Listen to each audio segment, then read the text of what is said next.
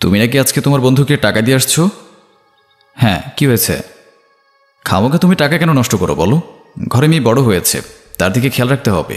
মেয়েটাকে বিয়ে দিতে হবে, এর জন্য কত টাকা লাগবে সেদিকে খেয়াল আছে তোমার? আহা, আমার কি টাকা পয়সা কম আছে?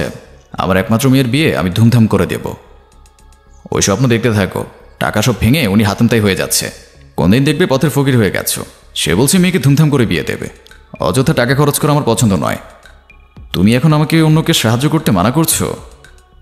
না, মানা করছি না, অবশ্যই সাহায্য করবে, তবে নাম ফোটানোর জন্য বেহুদা খরচ আমার পছন্দ নয়। কত করে বললাম এসব ছেড়ে দাও। নিজেকে বড় করার জন্য বেশি হিসেবে খরচের কোনো দরকার নেই। হাত ছোট করো। তুমি যাদের বন্ধু ভাবছো তারা সুষমের দুধের মাছি। তুমি বিপদে পড়লে এরা কখনো এগিয়ে আসবে না।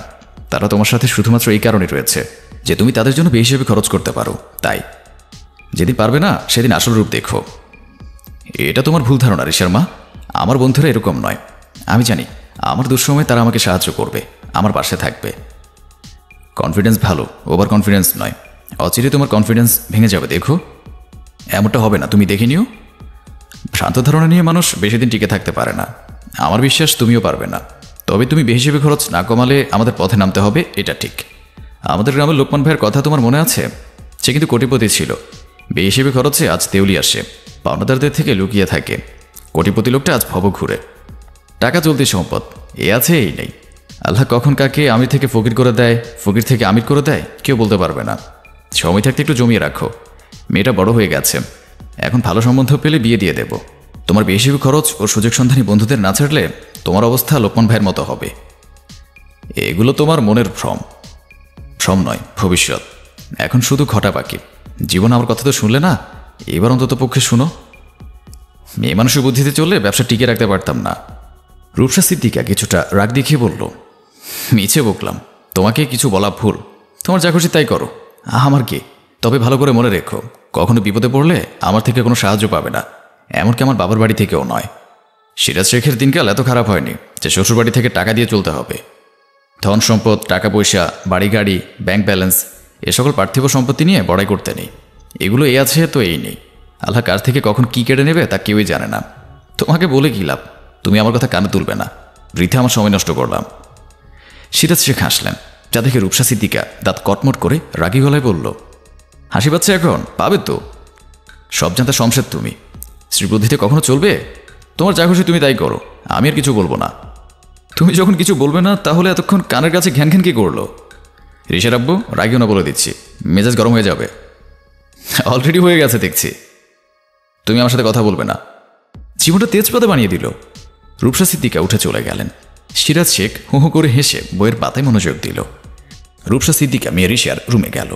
ঋষা তখন টেবিলে বসে ড্রয়িং করছিল। মাকে রেখে জিজ্ঞেস করল, কি হচ্ছে আম্মু? কি আর হবে, নতুন করে কিছু হওয়ার বাকি আছে? কাকে বলছো তুমি? নিজের কপালকে। কেন? কেন যে তোর বাপের মতো মানুষকে বিয়ে করেছিলাম, আমার জীবনটা শেষ করে দিল। আবার জাতীয় ডায়ালগ। ঋষা মুখ টিপে টিপে হেসে উঠল। রূপসা সিদ্দিকা চোখ রাগানি দিয়ে বলল, দুদিন পর যখন তোকে বিয়ে দেব তখন তুইও জাতীয় ডায়ালগ দিবি। ঐতিহ্য ধরে রাখতে হবে না। বেশি কথা বলিস না, তোর বাবার উপর রাগ উঠেছে আমার। বাবা কি করেছে? তোর বাবার বেশি খরচ আমাকে ভাবাচ্ছে। আজও কারণ ছাড়া তার বন্ধুকে টাকা বিলিয়ে এসেছে। সংসারের কথা ভাবতে হবে, তোর বিয়ে দিতে হবে। আল্লাহ না করুক কোনো দুর্ঘটনা ঘটে গেলে তখন কিভাবে চলবো? যাদের সে আপন ভেবে কলেজে কেটে খাওয়াচ্ছে তাদের সাহায্য তো দূরে থাক, একবার উকি মেরেও দেখবেন না। এ সামান্য বিষয়টা উনি বুঝতে চায় না। তুমি বুঝিয়ে বলো। বুঝাতে বুঝাতে 23 বছর পার করে দিলাম, এখনও যদি বুঝতে না চায় তাহলে আমি কি করতে পারি বল? আমাকে কি বলে জানিস? মেয়ে মানুষের বুদ্ধিতে চললে ব্যবসা টিকিয়ে রাখতে পারতাম না। এগুলো কোনো কথা? আমি কি বলবো বলো? আমি কিছু বললে বলবে তুই বেশি বড় হয়ে গেছিস। কি করব না করবো তার জন্য আমরাই আছি, তোমরাই তোমাদের বিষয় দেখো। সংসার সংসার করে জীবনটা শেষ পর্যায়ে। তোর বাপ এখন আমার সাথে তেরামি করে। আমি বলেছি আল্লাহ না করে কোনো অঘটন ঘটলে আমি কোনো সাহায্য করব না।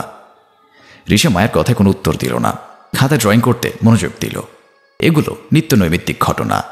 2 সপ্তাহ পর হন্তদন্ত পায়ে দৌড়ে কে মোবাইল তুলে সিরাজ শেখকে কল করলেন রূপসা সিদ্দিকা।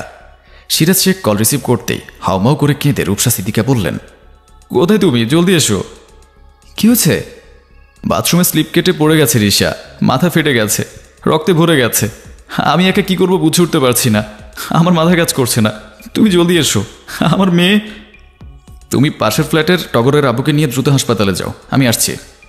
তাড়াতাড়ি এসো। রূপসা সিদ্দিকা কল রেখে দৌড়ে পাশের ফ্ল্যাটে চলে গেল। দুদিন হসপিটালে থাকার পর আজ রিশাকে বাড়িতে আনা হয়েছে। রিশার মাথায় 4টা সেলাই পড়েছে। দরজা দিয়ে ঢুকে সিরাজ শেখ তার স্ত্রীকে বললেন, রিশাকে রেখে একটু এদিকে আসো তো। আচ্ছা। রূপসা সিদ্দিকা মেয়েকে রুমে নিয়ে গিয়ে খাটে শুইয়ে দিলেন। মাথায় হাত বুলিয়ে দিয়ে বলল, কোনো কিছু লাগলে আমাকে ডাকিস, আমি পাশের রুমে আছি। ঠিক আছে আম্মু। বাতিটা বন্ধ করে যেও, চোখে লাগে। ঘুমাবি? চেষ্টা করব, মাথা ব্যথা করে। খারাপ লাগলে ডাকিস, একা একা পাকামি করতে যাস না। রূপসা সিদ্দিকা বাতি বন্ধ করে দরজা ভিড়িয়ে স্বামীর কাছে চলে এলো।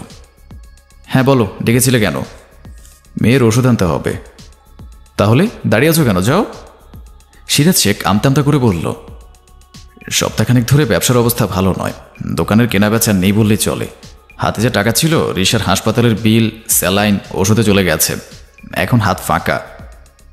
সমস্যা কি? তোমার কতগুলো জানাজিগার বন্ধু আছে না, তাদেরকে কল দাও। তোমার বিপদে তারা নাকি সবার আগে এগিয়ে আসবে। তোমার মেয়েটা 2 দিন হাসপাতালে ছিল, একজনকে তো দেখলাম না। মেয়েটাকে দেখতে আসা তো দূরে থাক, একটা কল করে খোঁজ খবর নিয়েছে কেউ? আমার কথা বিশ্বাস হয়নি, এবার নিজের চোখে দেখে নাও।